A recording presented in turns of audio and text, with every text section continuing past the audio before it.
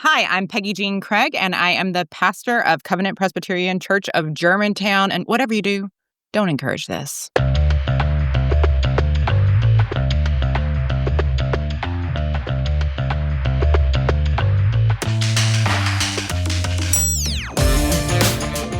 From just outside the world-famous Miami University, in the heart of the fabled scenic beauty of Southwest Ohio, you're listening to Don't Encourage This, a series of interviews and conversations with artists, creatives, interfaith voices, and nerds. I'm your host, Mark Von Bullock. I'm a minister in the Presbyterian Church USA, and I am a giant nerd.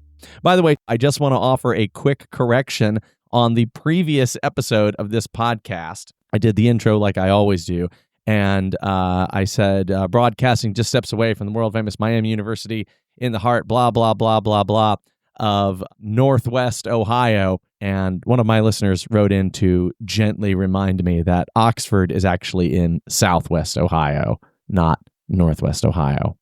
Look, directions are hard. I'm doing my best.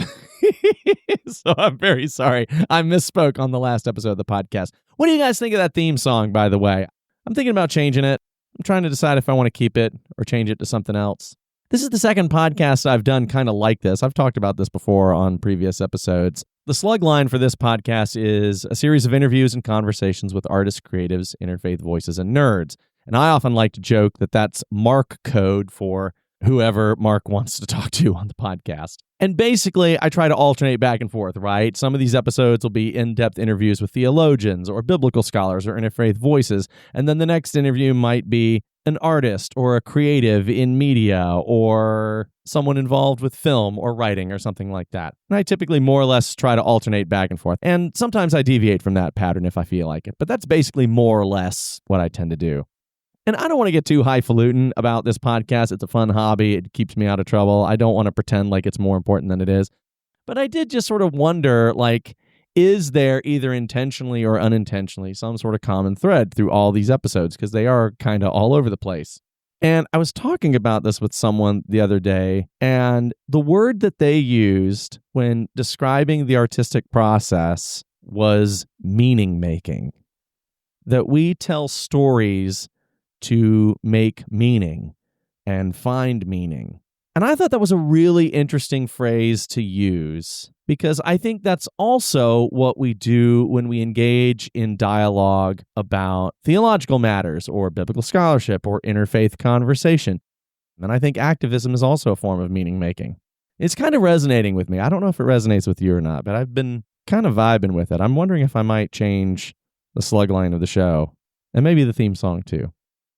I can't really think of anybody better to talk about this topic with than my guest this episode, the Reverend Dr. Peggy Jean Craig.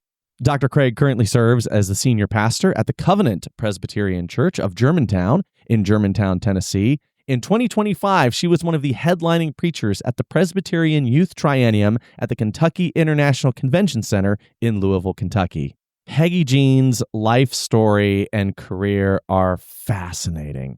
Dr. Craig has served with the United Methodist Church's General Board of Church and Society. She led the Advocate Center for Culture and Education in Philadelphia. At Rutgers University Camden, she directed programs like Rutgers Future Scholars and the Hill Center for College Access, which worked towards opening doors for first-generation and underrepresented students.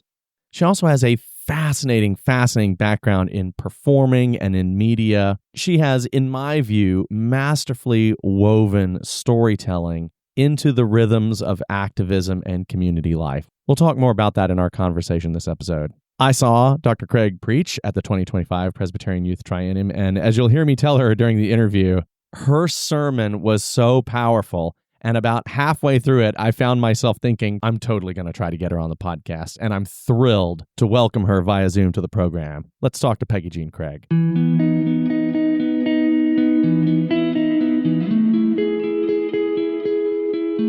This podcast is so like all over the place. There'll be some podcasts that are just like about art and nerdy stuff, and sometimes the podcast does like these deep dives into dweeby biblical scholarship, and sometimes then some are really boring. Like with me, if you, you throw someone in there and then some of them are just like about like what random whatever. Over the years, I've tried to put my finger on what is a common thread behind all of this, other than, Mark suffers from severe ADHD. Like, there's got to be another thread. One of the threads that connects fields like art and biblical scholarship and storytelling is this concept of meaning making. Art and storytelling, in a lot of ways, are acts of meaning making. And I think that advocacy is our attempt to live into that in real life.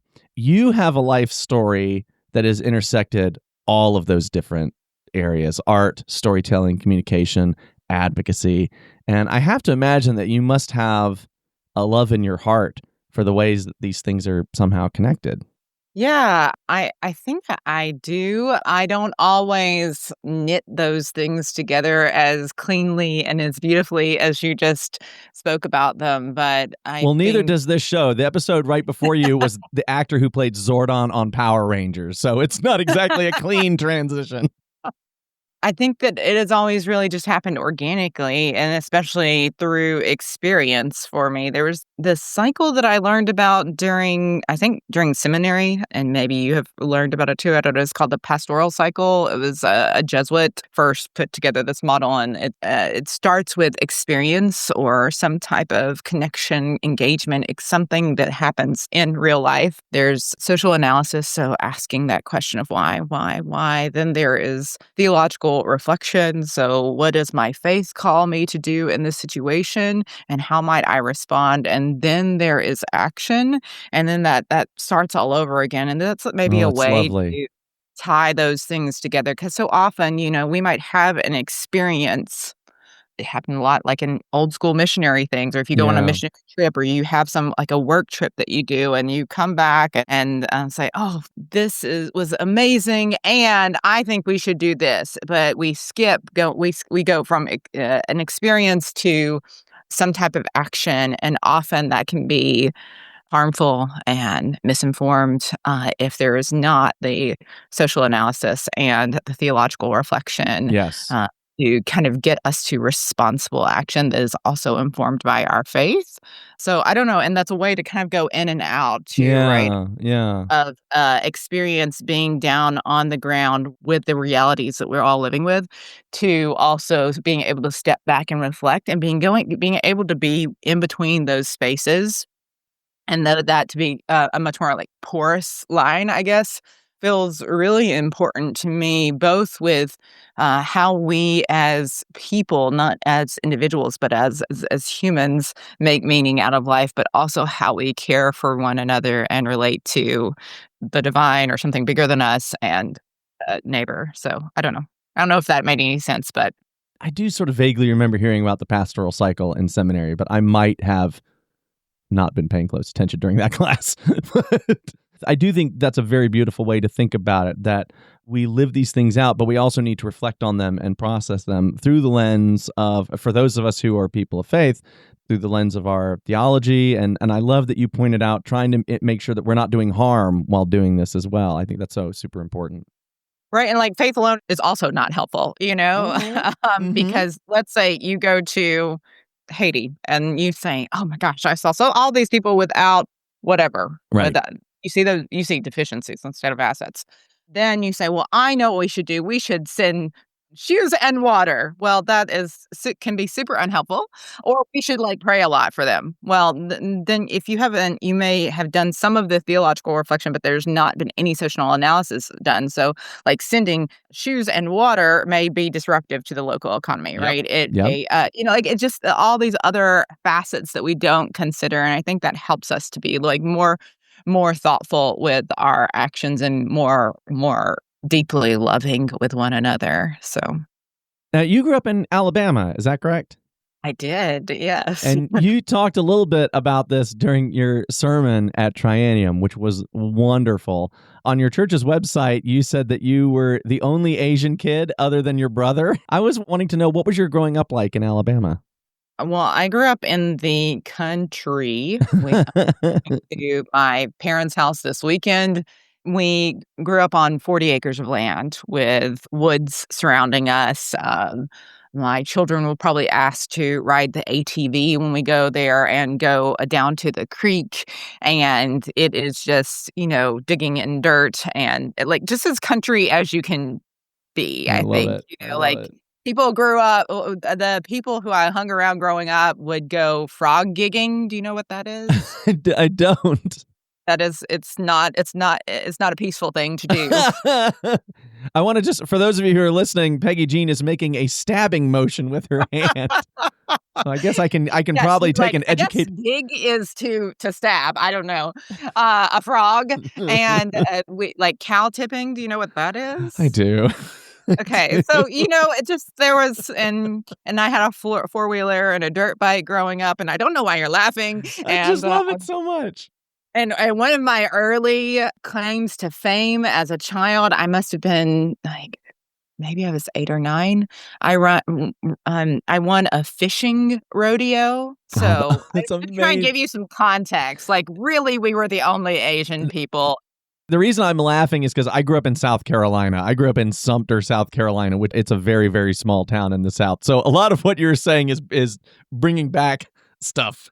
We would go to the city, like, go to town, which took maybe 25 minutes, and that's where we the only thing we had there was a Walmart, and you would just circle the Walmart, Yeah. You would cruise to or maybe go to the skating rink, We and we you did some cruising a Walmart back when we were in high yes, school. yes, there was nothing else to do, so, No, no. I know this experience very well. lots of bonfires and pastures because everybody had cattle. Yeah, so, me and my brother really were and my dad were the only Asian people around, so if I got pulled over for speeding, which happened when I was in high school, um, they knew exactly who I was. If I walked into to get my hair done, or if I went wherever I went, they knew who my dad was because we were the only Asian family, across, like, two counties at one point, so Yeah, sure.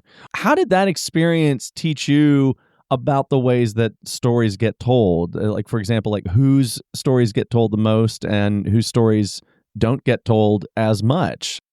for me, I think growing up, I tried to figure out how to make my story conform to those that seemed to be lifted up and those that were appreciated. I went to a small public school, Title I school, K to 12. I remember the weekend before we had Mr. and Miss CHS, our high school. And the weekend before our Mr. and Miss CHS was announced, which were picked by the teachers, Oh, our wow. Mr. CHS was arrested. Ah, Remember what it was for art, but, like, it was just a very different kind of world. I think I was always trying to figure out where my identity and story found its place because I would go in between. We had white kids and black kids at my school. I would hang out with the white kids sometimes and then be accused of acting too black, and then I would hang out with the black kids sometimes and be accused of acting too white, and neither one of those were really my spaces, but I also wasn't, fully Asian, and yeah. so just trying to cobble together something that was where I felt a sense of belonging. Yeah. That's maybe a word we haven't used yet, but I think that, factors in so much to the experience of growing up for most people as having a sense of belonging. And so I remember in middle school, me trying to do everything I could, picking out shoes. I got blue contacts after my tinted blue glasses that I got to look like Justin Timberlake when I moved on and up to contacts. I got blue contacts. I tried to pick certain clothes so that I would look less Asian and Hmm. like more of what I would see reflected in my peers. And so I think that's happened so much. We try to validate our own stories or make them fit into the overarching narratives that we see are the ones that are approved of in our culture and our lives, and the ones that you kind of get rewarded for, Yeah. when I was 17, I moved to New York, and so there were Asian people there, but they were very, very different than me. So I also found that I didn't fit in there. And actually, I was going to a church at the time, and it was a non-denominational church. And one of the Asian girls at the church, she was like, "Why don't you hang out with the other Asians?" Oh, wow. Like the same thing. It's just like a reversal of what happened all through my like kindergarten through high school years. When I was a missionary, and I'm using quotes, I know you can't see, so using quotes there. When I was a missionary, so when I went and taught English and lived in kind of a communal house in Laos, that was the first time where I had a sense of belonging that I had not experienced before. Oh, And wow. it just gave another way, like, along the way in my life, I feel like I've been getting little pieces of how to be able to tell my story and not someone else's. Yeah. I think for so long, I tried to tell other people's stories because I just wanted to fit. I just wanted to belong. When I got to Laos, everyone was really upset because they had heard they were getting, like, an American missionary at the church, and, when I showed up, they were annoyed because they're like, "Oh, no. I wanted her to be white and blonde." And, like, they're, like, so annoyed. They're like, "This is not what we wanted." Oh, Like, gosh. "Please send her back." Oh, Come gosh. on. We want better than that. We want the name brand. Oh, the Um, name brand. and the church served Laotians and Cambodians and Vietnamese and Chinese folks, and most of the folks were like college age-ish. And I would go to the National University a lot to pick up our church members, and that's where I learned to drive stick, by the way, which Oh, is a nice. weird thing. But I would go to pick up them, and whoever came up to me, whether they were Cambodian or Laotian or mostly those folks, or even maybe some Thai folks, everyone thought that I was who they were. Like, Oh, I was wow. their people, which I'd never, ever, ever, ever, ever, ever experienced before. Because up until that point, it sounds like everybody was just pointing out how you were in the wrong group or you were too much like this group or whatever. And so it was wild to find a place where I really wasn't.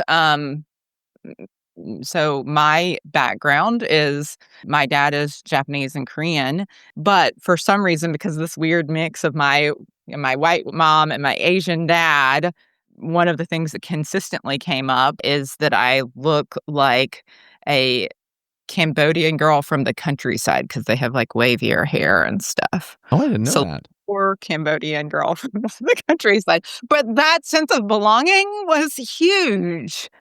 I so appreciate that you bring up the word belonging because I mean, that having a sense of belonging is so important to us throughout our lives. But I think especially in youth, adolescence, those teenage years, that is just huge.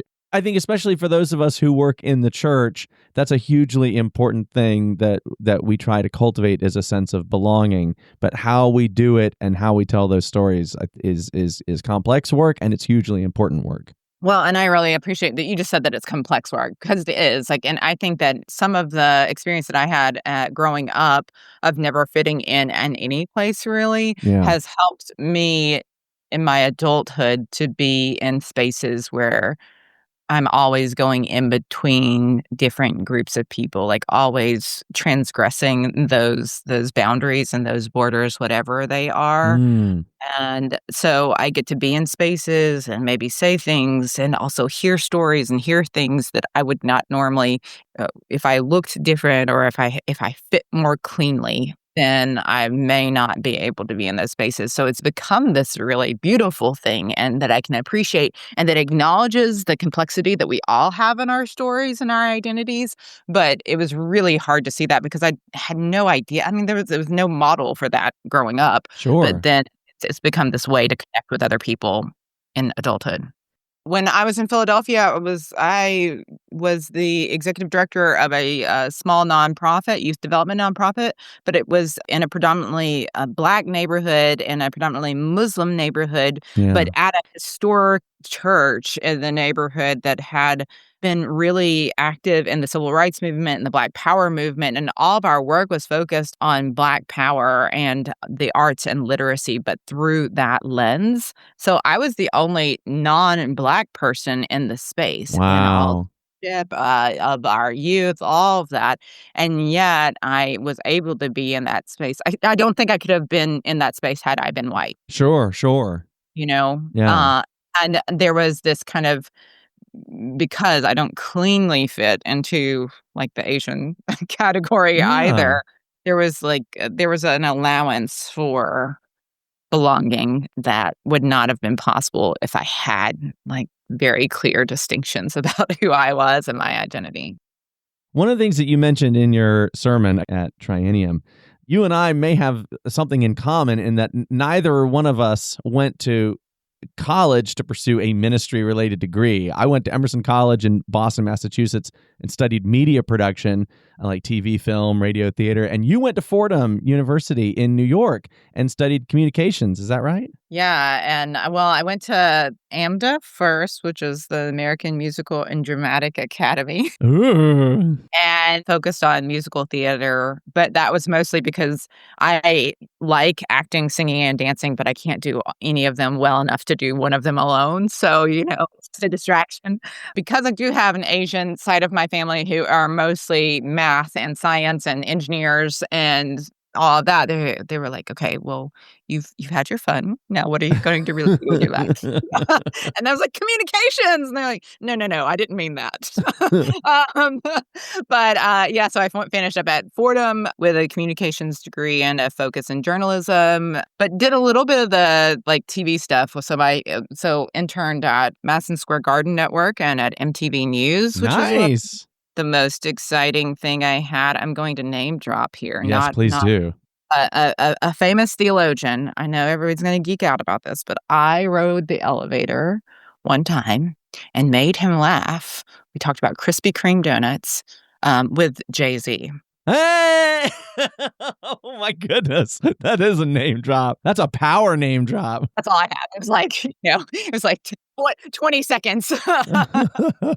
That's amazing. I'll remember it forever. That's amazing. It was like Holy a conversion crap. moment. Well, and a lot of careers in media and storytelling have come out of Fordham. What do you feel like you learned about the power of narrative in an environment like that? And how has that foundation informed your approach to ministry and advocacy in the work that you do now?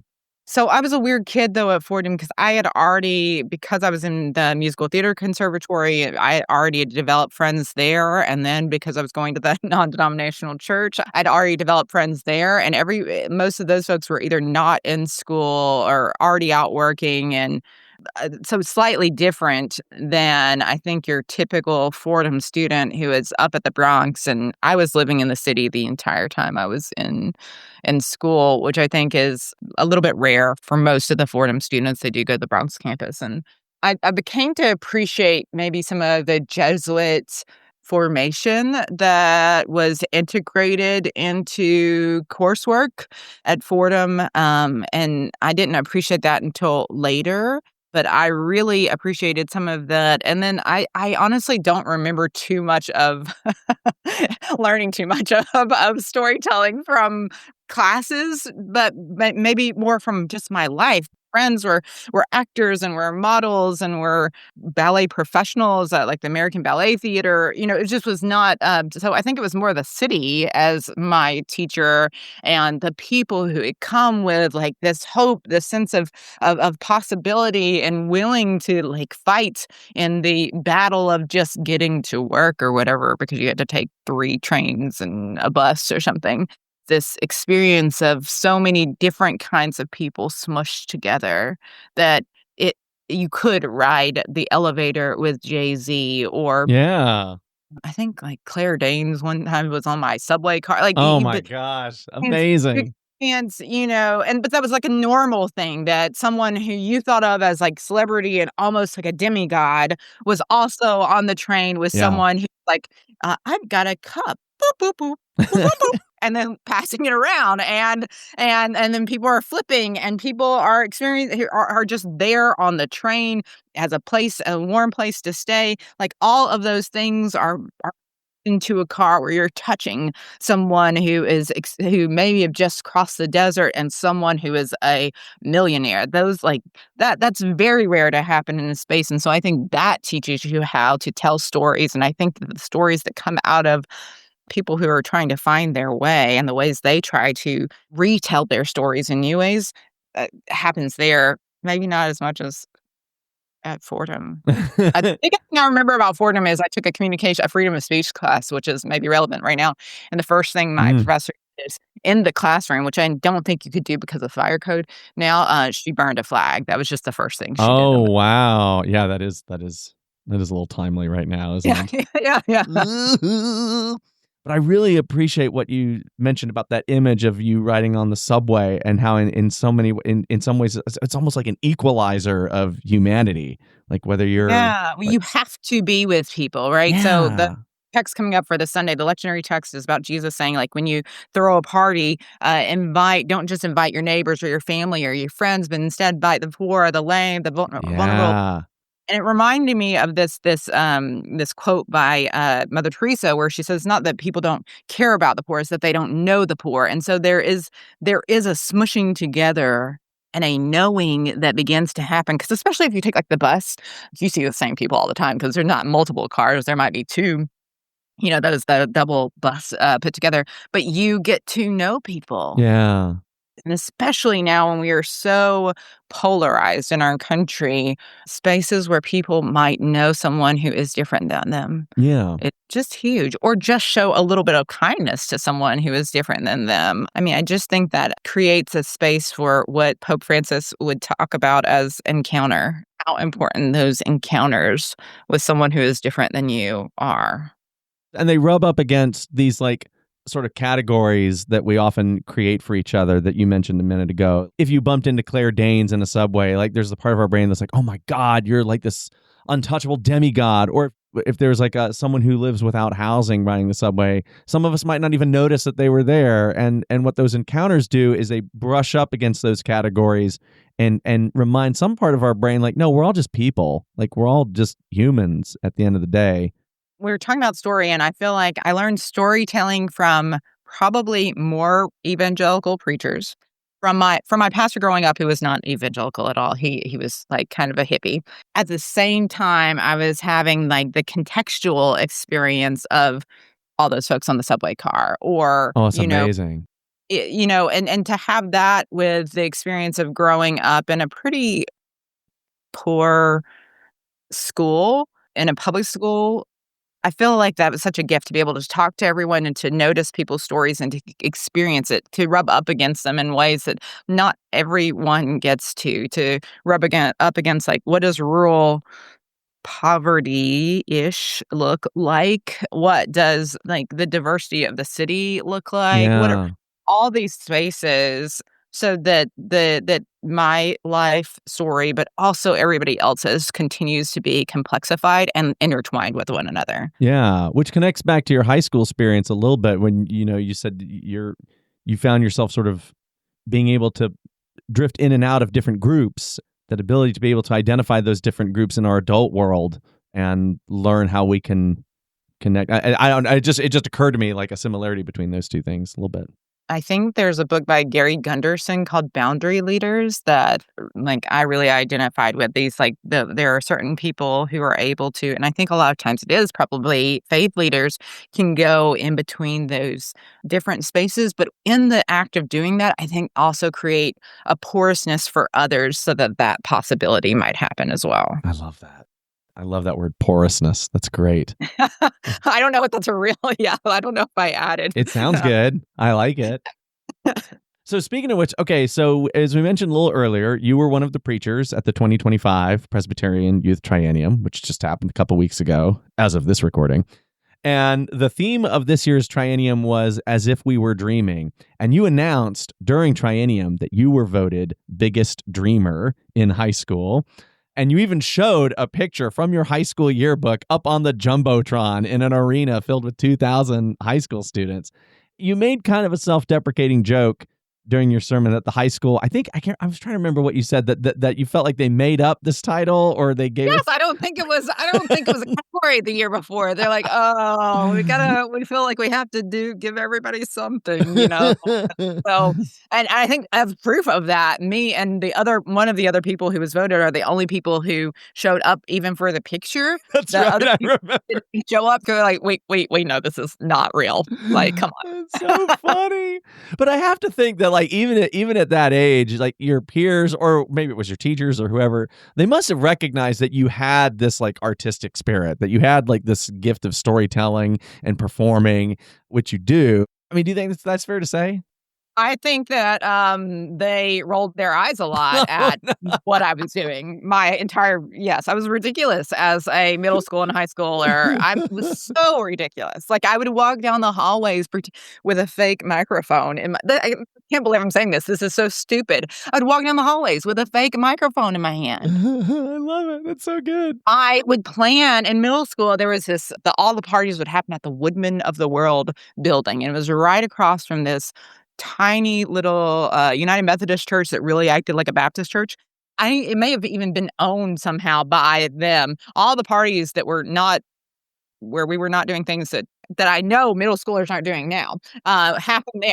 I never did anything weird when I was a teenager. I was Yeah. totally normal. But me and my friend Alicia planned for like what time we were going to arrive at the party, and then like have whoever's mom was doing the sound system to turn on this music. Oh, it was the 1, 2, 3, 4, get your woman on the floor. And we created a whole dance, and we came from 2 different corners where we did it, and we like made everybody stand back. And we had this, I was absolutely ridiculous. Incredible. I love it. Ridiculous. I love it.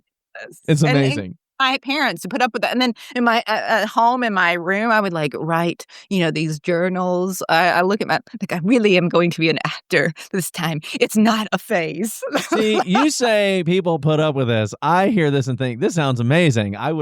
This is the kind of person I would wanted to hang out with when I was a teenager, when I was a weird, nerdy little.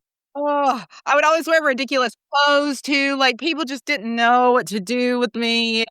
Peggy Jean, I wore animal shirts in high school. What do you mean animal shirts? What's that?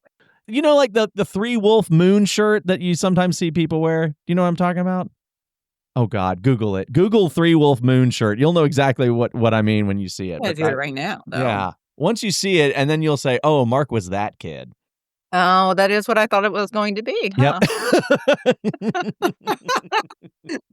So I have no room to judge anybody. I wore those shirts to high school every day, unironically. So it's okay. So you get it. Like, yes. I tried to be, I think it's because I didn't know like where I tried to be like all the things. So I was in the marching band, and we had those awful uniforms that did not make people who didn't know they had curly hair look good at all. It just like you got scarier and scarier by the moment. But I was also a cheerleader. Oh, nice. And so I go in and change, Wow, talk about drifting between different groups. Well, but neither one worked well, Like, it just felt, I was just so uncool in both spaces. Amazing. I love it so much. I remember when I was marching one time, I played the flute, and like half of my flute fell off. And then I like trying to find it while everybody else was marching around, but I also I needed to go back and change in my cheerleading uniform. It's just ridiculous. No, it's incredible. It's incredible. I love it so much. Oh gosh. Well, anyway, so during the same sermon where you were telling all these wonderful stories, the text from your sermon is the story of Joseph, Joseph in the Bible. And for those listening at home, the Joseph who has the amazing Technicolor Dreamcoat, not Jesus' dad. Mm-hmm. And you talk about how Joseph, of course, is a dreamer. He has dreams. He interprets dreams. And you said in your sermon, the dreams that get you killed, kicked, or locked out are the ones that are possible.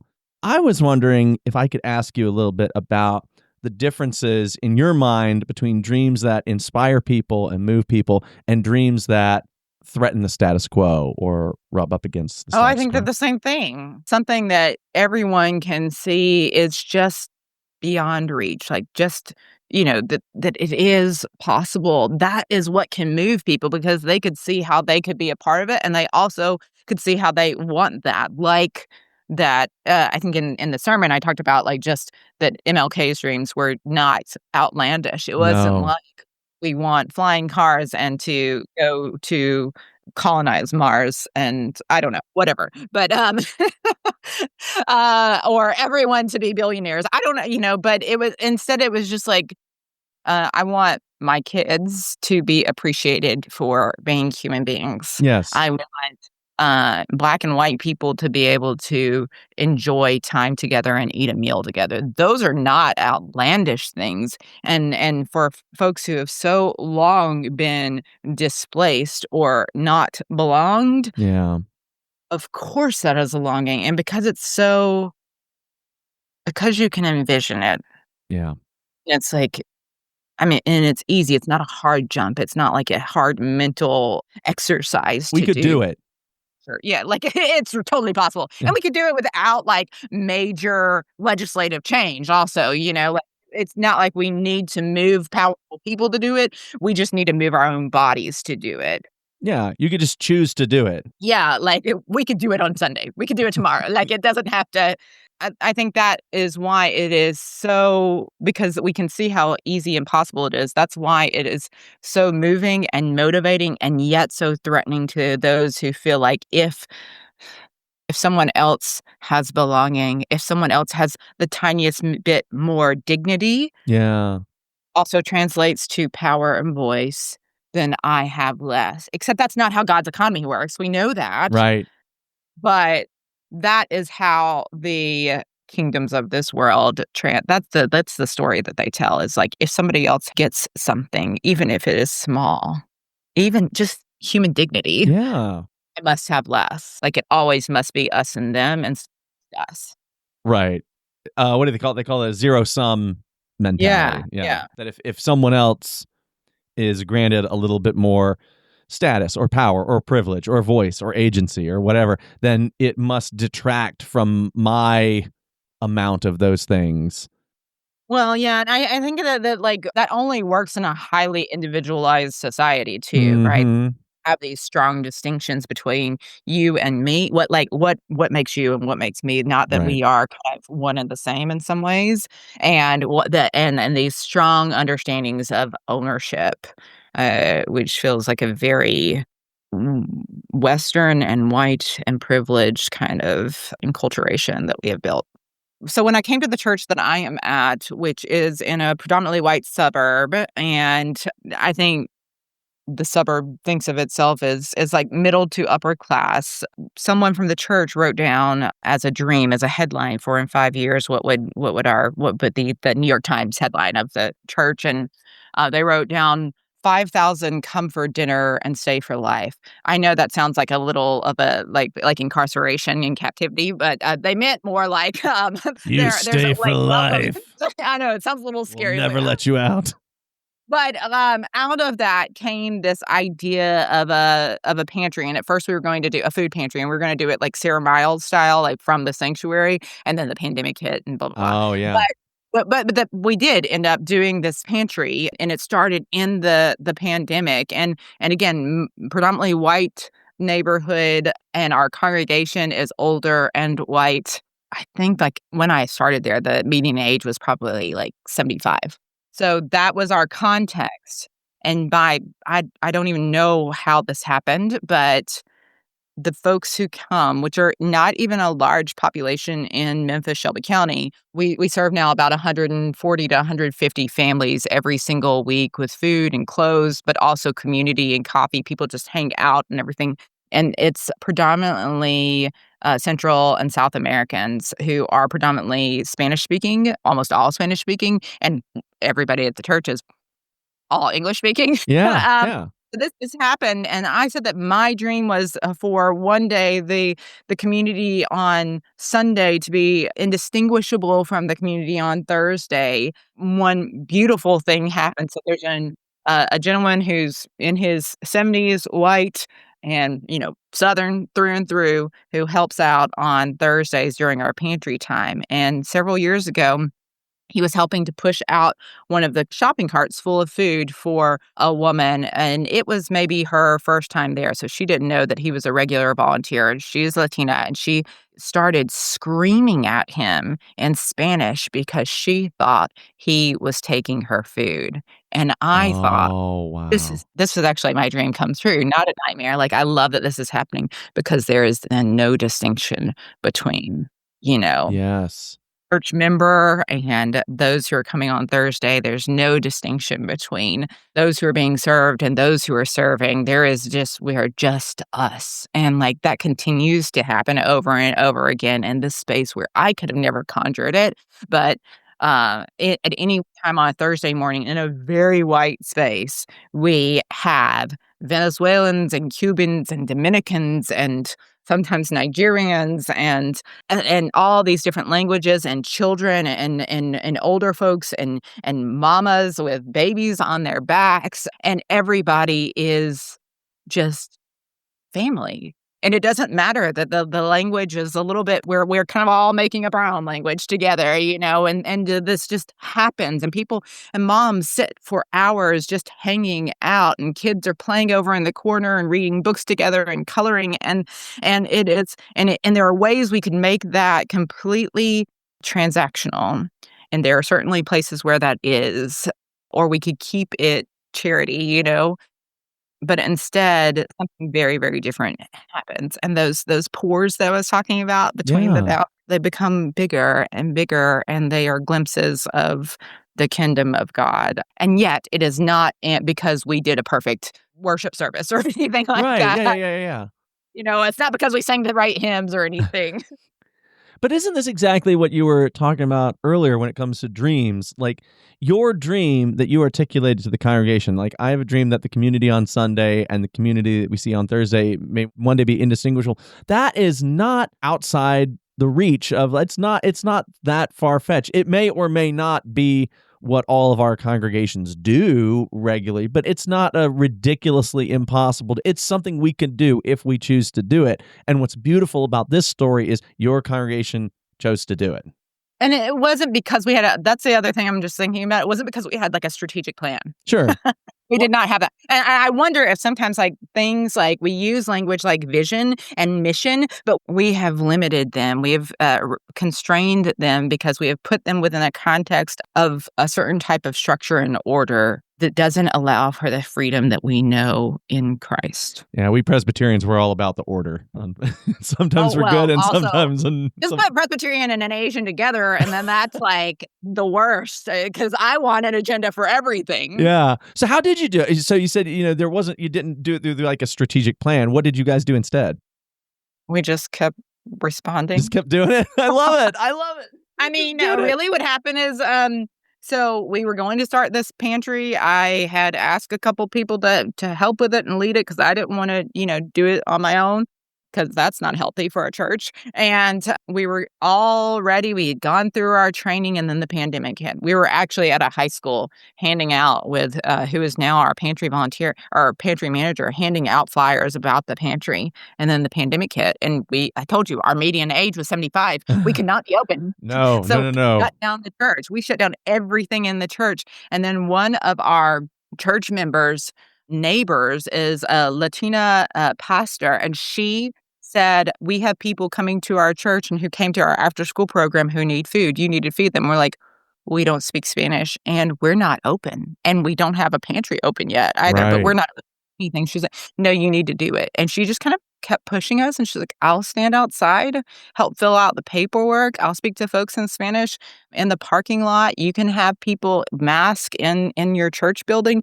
who are pushing out the food. And so that's how we started. And then at some point, and it was very, it wasn't routine. And then she stopped, and people stopped coming for a while because we didn't have any regular things. She would just call and say, people need food. Let's do this. And then we realized people probably still needed food, and we decided to do it regularly because, you probably go to the grocery store once a week and you don't have to decide if it's open or not. And so we wanted to make sure that that was true also of our pantry, because so many in our county are only open like first Friday of the month. And so it's a that you have to keep track of. So had all the numbers of the folks who had been coming. And so our pantry manager, who does not speak any Spanish, texted every single one of them and somehow, like, told them this was starting again, Oh, nice. started coming. And it now is a place where people not just started coming, but feel safe, which is huge. And we have a community health worker from an organization called Latino Memphis that's always present there. There are so many things exchange that are beyond food and clothing, because we opened up a clothes closet too, but household items and mattresses. And we used to go to the Disciples of Christ church. I'd bring a caravan of people.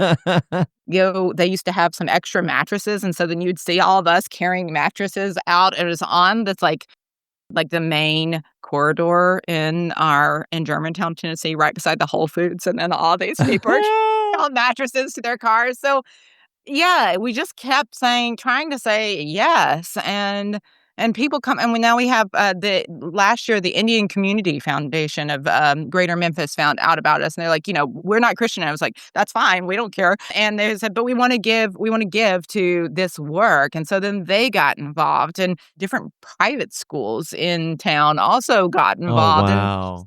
Mishmash of people coming together that would have never been possible had we tried to get people to join the church or something. And yet it is just as beautiful, and maybe even more so the church, and certainly the extension of the communion table in ways that we say in our liturgy, but don't always live up to. Right, right. Even within the initial dream, like the dream that you presented, there are also all these little mini dreams within that too. Like, for example, I have a dream that this could be not that different from going to the grocery store, like you said. And there's all these little, maybe this could be in reach. Oh, and maybe this could be in reach. Yeah, so we have someone who donates Spanish and English books from the library. And kids can take any book they want, but there's a little area for kids. There's coffee, because coffee is just and there's always food, snacks. And so parents just hang out. Yeah. That doesn't happen. And people borrow cars and schedule when they can borrow a car and they pick up for other people just to get there, because they're not living in this neighborhood. Yes. And people from the neighborhood have come out, and people who receive food are like, well, I've got a load of baby clothes in my car. Can I bring those? And people who have come for food also now are there early in the morning to help and to volunteer the whole time. We used to have people before the current administration. We used to have people lining up. We don't open till 8:30, but they were lining up at 3 or 4 in the morning. And maybe they had just gotten to the U.S., but they somehow found out about, not because we advertised, but just found out this is a place where you can get fed and clothed. Maybe you can exchange resources about healthcare and housing and sometimes work. And the coffee's always hot. Yeah. And there's something sweet and unhealthy to eat. Yes. Yes. And then we started a bilingual. We had to stop it after this year again because of kind of the changing climate. So it's very difficult to know if you're going to be able to show up every Thursday. We had for 2 years a bilingual pre-K that happened during a toddler program that happened during that time. And so kids from who spoke predominantly English and kids who spoke predominantly Spanish were in a class together. And the cost was nominal, but it was so that from an early age, you could be with people who were pretty different than you, and also see how similar we are. The blessing service is always what's beautiful, because it's always full. It's standing room only. It's mostly Spanish speakers. It's there were mothers breastfeeding. There are kids running around. There's laughter. There's crying. All that's happening while Scripture is being read. And this year I had someone help me. Someone who is Spanish speaking, who is also an ordained person, helping me. But this year it was our community health worker who was helping me. And he started reading the Psalm 100, and he was just going to read it. But when he started reading it, everybody else in the congregation started reading it with him. Oh, that's so beautiful. Isn't that beautiful? That's so beautiful. And then I guess we all the English speakers, we got to read the Psalm out loud too. Many of our churches probably have dreams of their own of how they can try to make a change or try to make a difference in their community, in our local communities. I love these stories that you're telling, Peggy Jean, because there's such beautiful stories about how the church, we can do it. Like you said earlier, these dreams are not outside of our reach. If you were teaching like a master class to like churches or elders who might have dreams of their own, what are like maybe 3 things that you would ask them to think about or consider, or that you think have been particularly effective as you've been doing this work in a variety of different contexts? I don't know. I mean, like, I just think about the pantry thing, and there was tons of excitement and joy about it, and I preached about it a lot. And yet I didn't do it. You know what I mean? Like, I didn't Yeah. do it, and no one person that we do that our committed manager, she does a lot with it. I mean, she spends, like, 40 hours a week. She's 80 years old, and she spends 40 hours a week doing physical labor, ordering, which is a math problem I could never figure out, and, being there and having all these relationships with folks. But people from the community, people from that predominantly white, wealthy community also were helping out. People who are Venezuelan and have been here for 14 years, and people who are Panamanian and have been here for 3 days are helping out. Like, it only works when we all are part of it. We can have all the facts and all of the data. So that's some of that social analysis piece. But if we don't have the encounter, if we don't have the relationships, if we don't have that time with people hours and hours every single Thursday over and over again, I think our advocacy falls really flat. Yeah. And we come off as people who race to any cause instead of people who are called to live out their love. Well, it seems performative too. But it happens so much in our churches, especially in more progressive churches. And I appreciate the desire for systemic change, but it's really hard to push for that if you don't have a grasp of what's happening on a daily basis from those who aren't. If you go to a organizing meeting, it's the same people who go all the time, Yeah. which is not bad. And some of those folks might represent the communities who you are advocating for or with, but they're a different kind of folk than the people who are coming to our church every Thursday, who Yeah. are living, like, literally coming here from crossing deserts to come here and risking their life, or just sending their kids, and have gotten here in the last few days. Like, that's just a different reality. And to try to speak for folks, if you don't know them, is problematic. It And is. it is a part of our responsibility as people of faith to do that. So I just wanted to mention that, like, that is so crucial. It's a crucial part of, I think, responsible advocacy. So I'm so glad you said that, because our churches, we do that, right? And it's often with the best of intentions, but it is nevertheless problematic. Like, as church folk who we want to do some good in the community, we want to affect some positive change, it's so easy and I think seductive for us to say to ourselves, well, I can imagine what the needs probably are, and then just act based on that. And it's not trying to be problematic. It's just our human nature. We do that. The problem is, I think you so beautifully said, is without that relationship, without the relationship being there, how can we really know what the needs are? I mean, it's almost impossible. And we don't. We also, we can make up needs that aren't there, and stories, because of what we've heard on the news, and we'll make up the gap, whatever's in the gap, we make that up, and so often that is not accurate, and it becomes really unhelpful. Then we're trying to, like, talk to an elected official about change. Of course. But also we miss the giftedness and assets that are already there that provide possibility for those totally attainable dreams. I think when we cling too tightly to our versions of our dream, that is what becomes problematic. So what Bruce said the night before when he was preaching, it's like the difference between God's dream and our dream.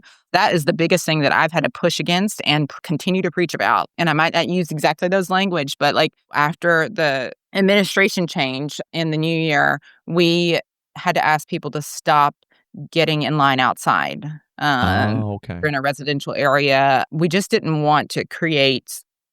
We wanted to continue to be a safe place for people. Yeah. And so we had to stay in the car. But then when as soon as someone from the church got there, we would unlock the door and everyone would come into the sanctuary and hang out. And that's where they would hang out until they got their number called and would come get food and shop and hang, whatever. The sanctuary then started getting very dirty. Oh, yeah. Yeah. Standards, like, kids were eating things, but also my kids eat things during, worship. And so, it's going to happen when you work with people. Stuff's going to happen. Yeah, like the chairs, we don't have pews, so the chairs are getting all, and so there was a concern, like one time, a few people got really, really upset, like they're destroying our sanctuary. And it goes back to that like individualism, that us and them kind of thing, like, and that was strong. And it was because people really care about worship and they love their church. Of course. And also, if we let God's dream be diminished by the sense of our dream, then that's where it becomes a problem. And so that's, I guess, what I would say is like, I know we all like order and structure and also think that God is speaking directly to us. And it has to be God's dream. Keep expanding it. If you find yourself shrinking in, just like pay attention to that, because that is not God's dream. Even saying something like our sanctuary. Well, in God's dream, this is God's sanctuary that's here to do God's work. You're challenging folks to rethink. Right. And if this is an extension of the communion table, which I think it is, what I say at the invitation to the table every single time is usually something to the effect of, when I say, like, it doesn't matter if you are, and then I name all these identities, but then I say, and this is not our table. Yeah. It is Covenant Presbyterian Church of Germantown's table. It is not a PCUSA table. It is not the Methodist table or the Catholics table or the Lutherans table. And it's going to offend some people, but this is not a Christian table. This is the Lord's table. And it's the Lord invites you. Like, just continuing to push back, because there's always going to be a reason we're going to want to put up barriers. And even me, or especially me, certain people, especially me. But that is not who we know God to be. Amen. The Reverend Dr. Peggy Jean Craig currently serves as a senior pastor at the Covenant Presbyterian Church of Germantown in Germantown, Tennessee. In 2025, she was one of the preachers at the Presbyterian Youth Triennium at the Kentucky International Convention Center in Louisville, Kentucky. Peggy Jean, thank you so much. This has just been such a pleasure to talk to you. No, thank you. This is cool that you do this. I'm always impressed with people who intentionally make time to do this and to have those conversations. So that's going to just about wrap it up for this episode of Don't Encourage This. My thanks again to Peggy Jean Craig for joining me this episode. If you'd like to hear more conversations like this, you can check us out on Spotify, Apple Podcasts, Amazon Music, iHeartRadio, Player FM, wherever you get the thing out of the thing. But of course, you know that. You're doing it right now. But of course, don't forget YouTube. If you'd like to get in touch, drop us a line at don'tencouragethis@gmail.com. From Oxford, Ohio, I'm Mark Von Bullock. Thanks again.